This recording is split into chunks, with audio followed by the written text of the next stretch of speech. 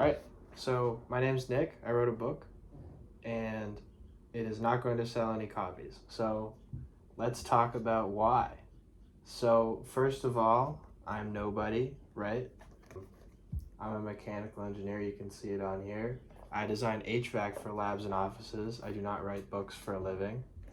I pay money to have books printed, right, with the hopes that they sell.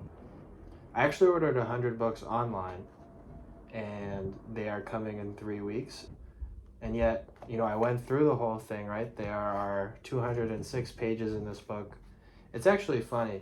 Um, 206 pages and 65,000 words. You think a book is like 300, 400 pages. Well, the text size is small so that there's fewer pages and it's cheaper for me to print. So this is like $370 to print, and then shipping is about $1 million. Let's open to the cover, right? Cover is really beautiful, right? My friend Ember made this cover. It is a mixed media collage. It is like a gigantic painting. It is like a foot tall, which I really love. And there's even a little fire thing they did on the back, which is amazing. That part I have no complaints about. It's a great cover. I have no idea if this is a cover that will sell books online. People tell me they like it.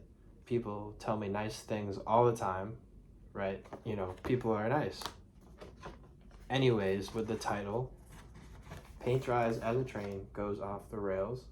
It's too long of a title. Doesn't really mean anything. Well, it does mean something, right? Because it's physically what happens in the book. There's paint drying. There's a train derailment.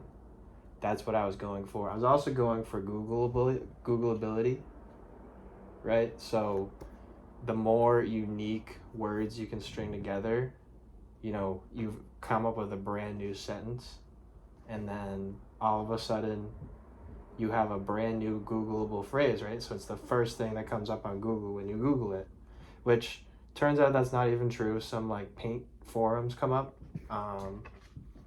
That's okay. So we've gotten past the cover, we've gotten past the title. Say someone wants to read the book, right? What is the book about? So the first strike against the book is that it is not romance specifically. There is no happily ever after. It is lovely that people read romance, and it's even better that they write it. I think it's a tremendous gift to be able to write something that people want to read, and people really want to read good stories about people falling in love. I have sort of done that, but in probably the worst way possible. I would describe this book as a love story told in reverse. The characters, the protagonist, falls for a girl very quickly, and they spend a lot of time together. And well, I won't say what happens in the end, but maybe it's not all sunshine and rainbows. So that's strike one, right? So the easiest way when you're like on an Amazon listing and you're like marketing a book is you want to have like a protagonist with a love interest, and it's like a very standard marketing thing, and it's like very cool. It's very new age. And I even went for that. If you can even see this back cover here, that I even in the marketing blurb, so this is like my 150 words about the book, I started with like, he shares a cramped hotel room with his restless yet magnetic coworker. So I'm like starting it off with like, hey, there's two people, and they might fall in love. Like that's the promise of the book, right? Of course, the book is about 15 other things because I couldn't control myself when I was writing it, right? So let's talk about what the book is actually about so we can critique it even more, right? And so you can understand why this book isn't going to sell any copies, right? So the book, in essence, is about an underground music scene in this fictional town in New Jersey. So there's a music scene, all these like underground bands, and they play this music, and the genre, they call it junk. Like, that's just their word for it. It's junk. Like, it's garbage, it sucks, and it's kind of an in-joke with all these people, right? And they live in this neighborhood that's like a very dense situation. Like, it's very like packed in, like the roads are narrow, like it's like a pre-war situation. And the thing about that is that when the inciting incident happens, there's a train, right? So I promised trains, right, on the cover and on the title. So at least I did that, right? There's a promise being fulfilled. A train crashes into the neighborhood. It explodes. Chemicals fly through the air. And part of the neighborhood burns down. And it's sort of left unclear how much, like the characters don't really know. And what happens to it? Well, main character, his name's Connor, he wakes up, right? And he sees like the window of his apartment. He lives like on the edge of this neighborhood. His window is like all ashy. So it's like, what the heck is going on? He looks off in the distance, there's like some fire. And then the EPA knocks on this door and they're like, yo, you gotta leave. Like, your apartment could like fall down any minute now. So he's like, oh crap. And he goes to like this hotel room that he's assigned to. And it turns out his brand new coworker who he'd met the day before, her name's Kara, is there at the same time. And they have 2 twin beds. So the 2 of them, they work together, but now they're suddenly out of work. She doesn't know a lot of people in town, so she becomes close with him and all of his friends. There's like a debate of like what's gonna happen when like the cleanup is done, like they get rid of all the chemicals everywhere. And what ends up getting decided is that they're just gonna get rid of the place. They're gonna take it all apart. They're gonna put a park there. They're gonna put like a new government building. They're gonna put a parking lot. Everybody's gonna lose their house, right? So it's this kind of annoying like politics of land use thing. So that's another strike against the book, right? Like, you can imagine that it's like a very heartfelt situation. Like, they don't want this to happen to them. They're gonna fight back. But my primary motivation, unfortunately, was not like the emotional aspect of it. I find what I'm sort of calling urban renewal, that's the term for it, I find that to be very frustrating, very difficult for me to deal with.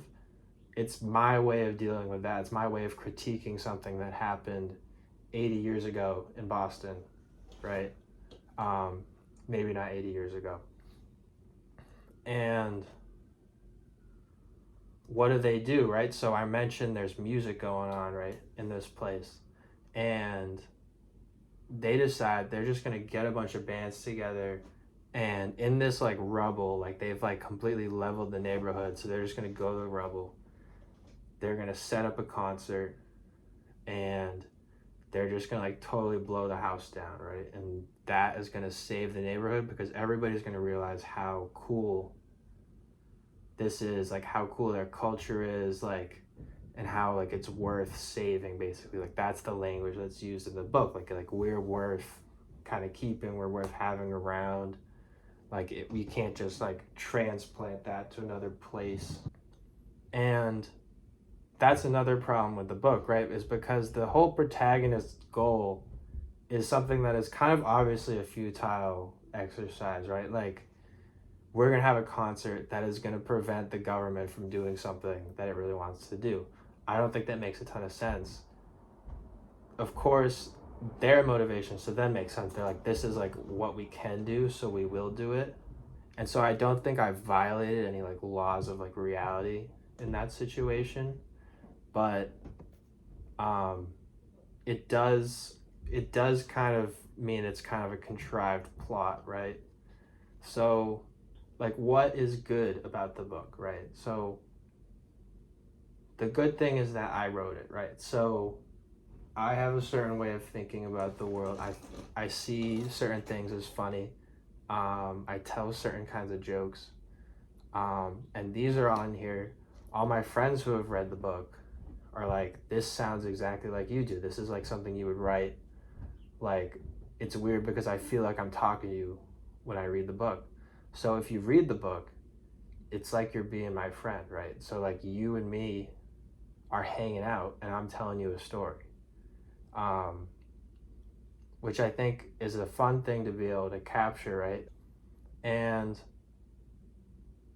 what else is good about the book? Like, so the threads of the book, so like if I were to like pull on my 4 motivations, I have 4. I wrote them down after writing the book. I was like, why did I do this? I wrote down 4 motivations that I had. So 1, the power of friendship. I know we love the power of friendship.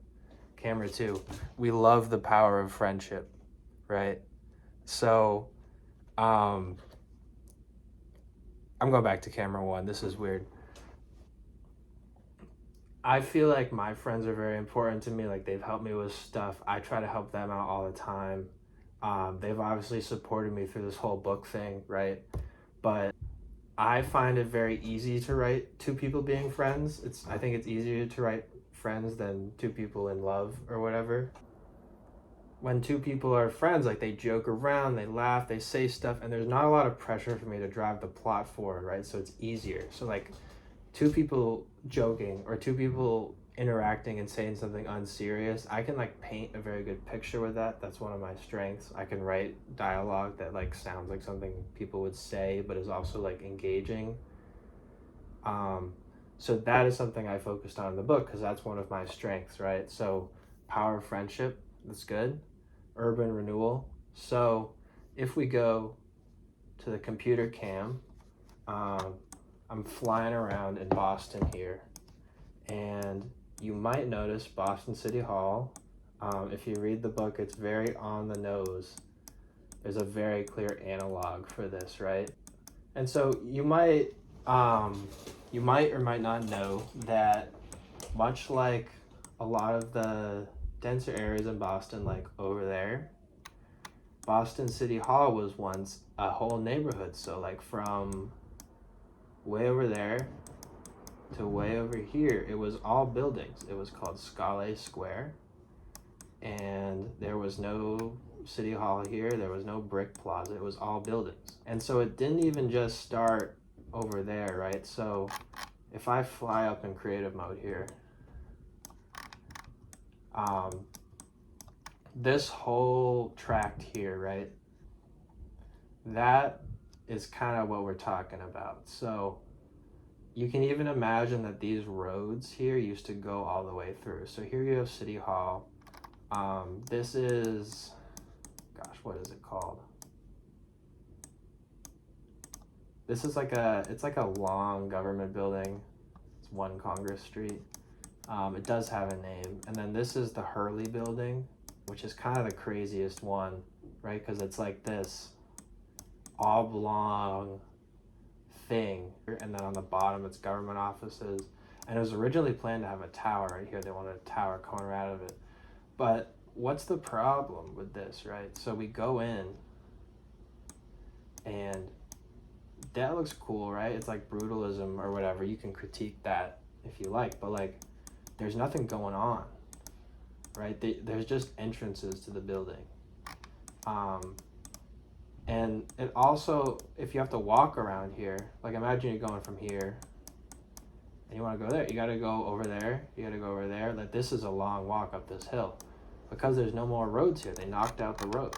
So they kicked out everybody that was living here. They knocked out the roads. The whole thing is crazy town, right? So City Hall Plaza, you know, that's like a kind of minor offender. The big offender is what we call the West End. So this looks like it looks sort of nice today. I have a lot of critiques for it, right? So there's not a lot of street grid in here. Like it's all kind of like a park-ish, but it's like not really usable as a park. You can kind of walk through. And then if we look, like let's go to the internet. So let's go to DuckDuckGo images, this is what they did. So like, it was actually total insanity. So this was all buildings, right? So let's go to this photo. All buildings. So this is like Boston's North End, right? It's the same density. So the streets were close together. Everybody kind of lived on top of each other. All that kind of thing. Like, and it was, you know, it was kind of a cheap neighborhood. Maybe you could say it was a slum. It was a different era, right? But they just deleted it all. They were like, it's gone. Like, that's it. Which to me, you know, I find it to be pure insanity, right? Like, I find it to be very frustrating to believe that that could happen. Here's a good photo here. Like, they just kind of like, yeah, they set up a sign, like, yeah, it's all going. So these are kind of the images that I've, for a very long time, been upset about. And so I've wanted for a long time to, like, put that into a story, like, to like really just dig into it and like, why could that happen? So it gets into the politics of that a lot. And like, they even like, the characters will even attend like city council meetings and stuff to like figure it out. Do you guys want the light? Camera 2, do you want the light? Here, I'll give you a light. Oh God. It's kind of a yellow light, isn't it? God. Anyways, Red 3 is the love story. So I think I told my parents once, I asked, I was like, why is every song on the radio about love? And so, you know, people like to hear about that stuff. They like to read about it. That wasn't why I put it in.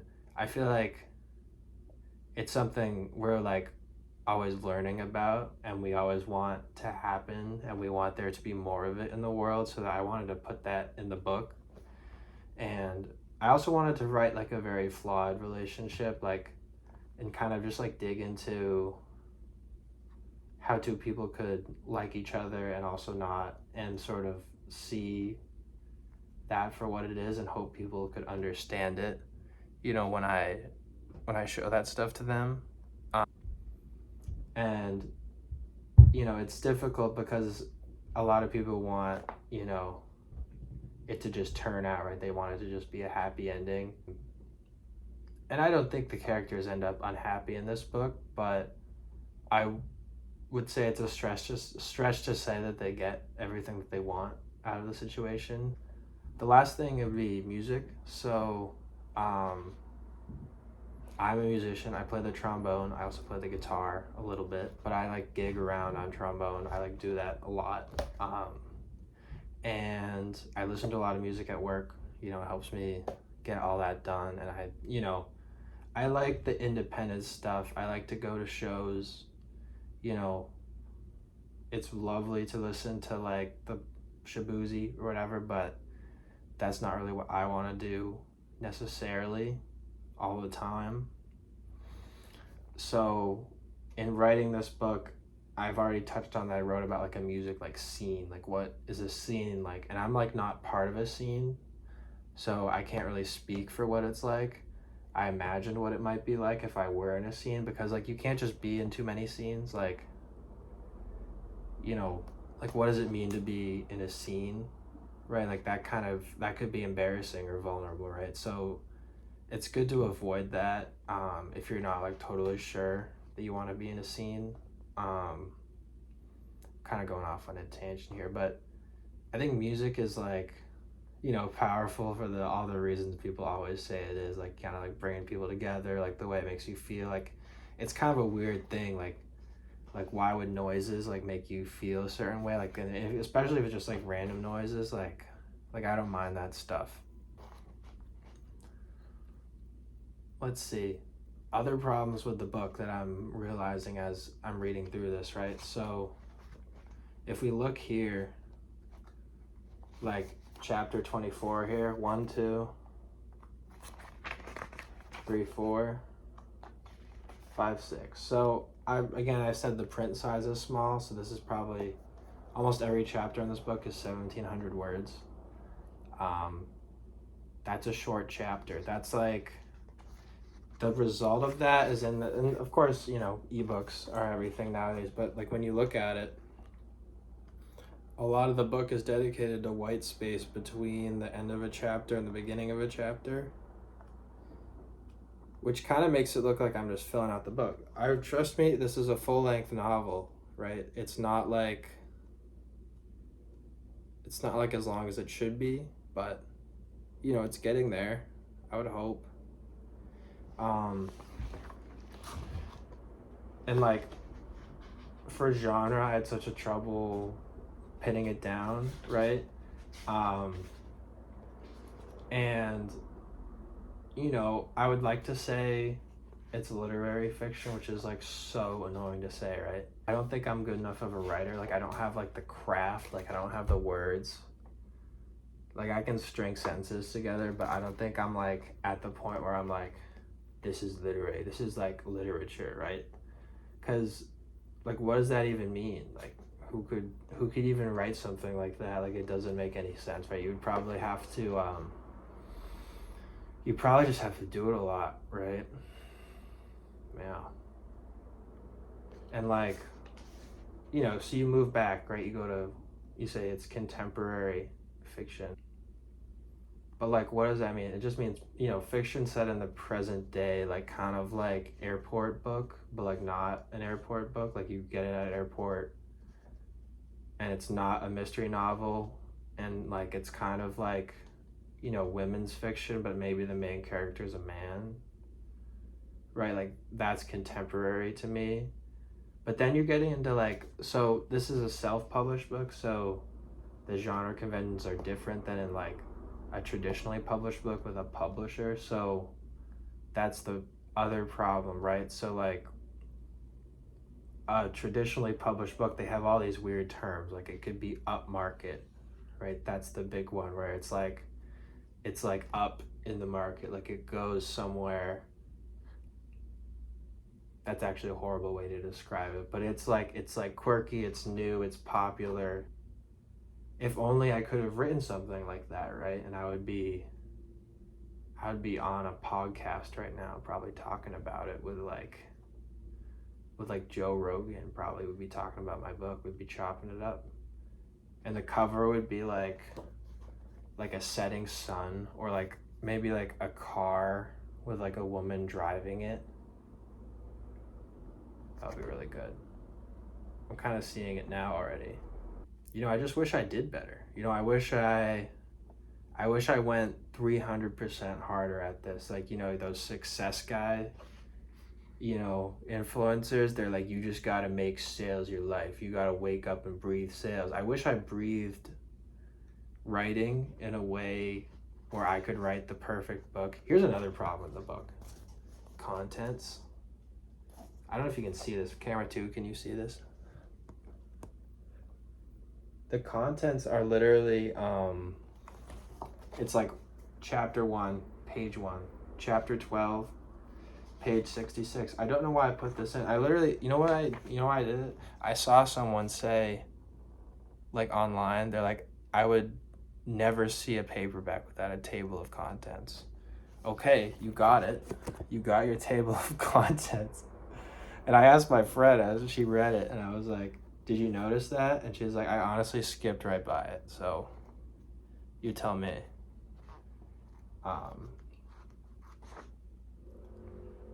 Anyways, people who read the book, they seem to like it, right? So as of recording this video, it's coming out in 2 weeks, and I've sent out a ton of free copies over email to people who I want to read it and review it and like put it on Goodreads and tell their friends. Those people like the book because it's like not that bad. I've been crapping on it, right? But the book is okay. I'm going to say that now. It has like a lot to say. There's a lot of interesting people in it. There's a lot of funny moments in it, and people who read it like it, but it's not going to sell any copies because of everything I've outlined before you, right? So it's just not a marketable piece of fiction, but I'm very proud of it. I'm very excited for those people who do read it because they're very smart and they're going to have great futures. So my name is Nicholas Marchuk, and this is Paint Dries as a Train Goes Off the Rails. So thank you.